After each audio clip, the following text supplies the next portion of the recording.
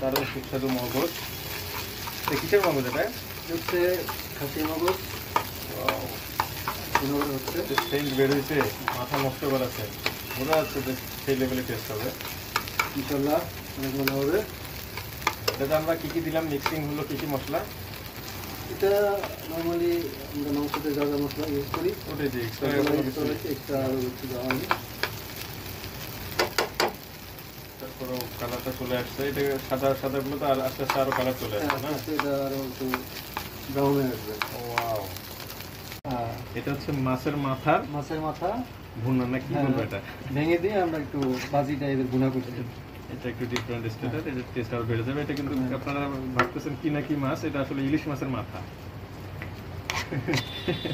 এই যে এটা দেখছেন, এটা সাথে 2-3টা পটল দিয়ে দিচ্ছি। ওয়াও, আপনারা ট্রাই করে দেখতে পারেন, এটা অনেক টেস্টি খাবার।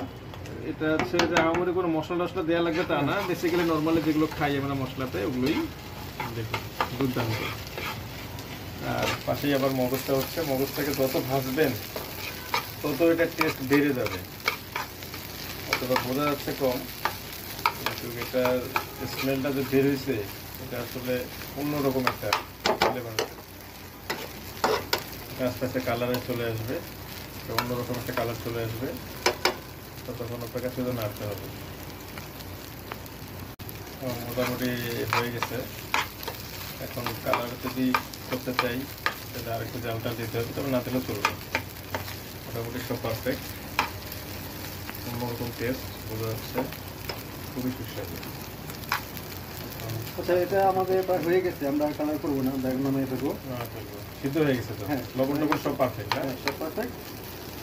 আশা করি আপনারা ট্রাই করবেন, ভালো লাগবে। এটা খেতে হবে কিন্তু গরম ভাতের সাথে। গরম ভাতের সাথে খেতে হবে। আর যে ভাতটা আমরা খাচ্ছি সেটা কিন্তু আবার বাসমতি চালের, বাসমতি চালের সাথে এটার একটা অন্যরকম একটা কম্বিনেশন। এটা দিয়ে আগে খেয়ে নিতে হবে, তারপরে হচ্ছে কি আবার মাথাটা দিয়ে খেতে হবে। এই আবার এই যে ইলিশ মাছের যে পেটিগুলো রাখা আছে, এটা আবার পরে চলবে। ফাইনালি এটা দিয়ে আবার শেষ করে ফেলতে হবে।